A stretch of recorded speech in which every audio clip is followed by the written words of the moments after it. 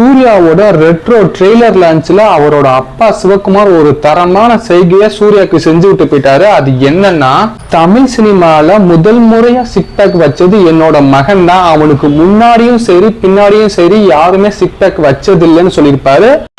சூர்யாவுக்கு முன்னாடி six pack பண்ணவங்க தமிழ்நாட்டில் எந்த நிலையில் இருக்கிறான்? அதுக்கு அப்புறம் யாரா பண்ணிருக்காங்களா? அப்படி எந்த படத்துல அவர் வச்சாருன்னு சொல்லியிருப்பாருன்னா, வாரணம் ஆயிரம் 2008 வந்ததுல அவர் தான் சிக் பேக்கை தமிழ் சினிமாக்கு அறிமுகப்படுத்தினான்னு சொல்லியிருப்பாரு. இதுல என்ன காமெடினா, அதே வருஷம் 2008 வந்த விஷாலோட சத்தியம் படத்துல விஷாலும் சிக் பேக் வச்சிருப்பாரு. அதுக்கு முன்னாடி 2007 வெற்றிமாறனோட டைரக்ஷன்ல தனுஷோட ஆக்டிங்ல வெளிவந்த பொல்லாதவன் படத்துல தனுஷ் வச்சிருப்பாரு. இது விஷாலே கன்ஃபார்ம் பண்ணிருப்பாரு, எங்களுக்கு முன்னாடி தனுஷ் தான் வச்சிருந்தாரு பொல்லாதவன்லன்னு. ஃபர்ஸ்ட் வச்சது தனுஷ். இது புதுசா இருக்கு.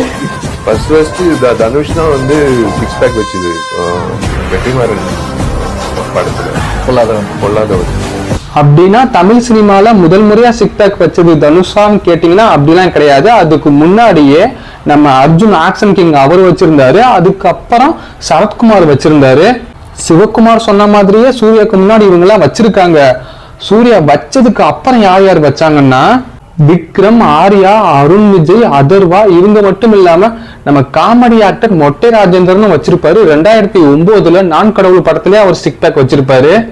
ஏன் இப்போ ரீசெண்டா கூட நம்ம ஆக்டர் சூரி வச்சிருந்தாரு, சீமராஜா படத்துக்காக வெறும் காமெடி ரோலுக்கே சிக் பேக் வச்சிருப்பாரு. இவ்வளவு பேர் சூர்யா வச்சதுக்கு அப்புறமும் வச்சாங்க, வச்சதுக்கு முன்னாடியும் வச்சிருக்காங்க. சூர்யா ஒன்னும் தமிழ் சினிமாக்கு சிக் பேக் அறிமுகப்படுத்தினது கிடையாது. ஆனா வாரணம் ஆயிரம் படத்துல சிக் பேக்ன்ற அந்த ட்ரெண்ட் செட்டை கொண்டு வந்தாரு. அவர் வச்சனாலதான் நல்லா ஃபேமஸ் ஆச்சு, ரீச் ஆச்சு, அவ்வளவுதான்.